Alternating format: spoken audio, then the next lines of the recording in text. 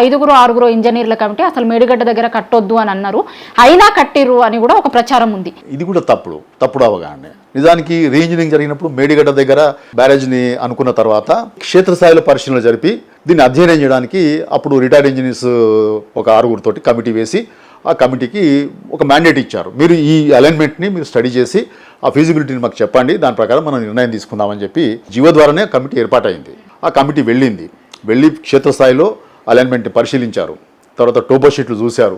మేడిగడ్డ దగ్గర ఫీజిబుల్ సైటే అది, అక్కడ బ్యారేజ్ కట్టొచ్చు, బ్యారేజ్ 105 మీటర్ల వరకు కూడా కట్టొచ్చు, ఎటువంటి ముంపు లేకుండా, పట్టాభూముల ముంపు లేకుండా 105 మీటర్ల వరకు కూడా అక్కడ బ్యారేజ్ కట్టొచ్చు, అది ఫీజిబుల్ సైట్ అని చెప్పి వాళ్ళు చెప్పడం జరిగింది. సో వాళ్ళు ఎక్కడ కూడా మేడిగడ్డ బ్యారేజ్ కట్టకూడదు, అది ఫీజిబుల్ కాదు అని చెప్పి వాళ్ళు ఎక్కడ చెప్పలే.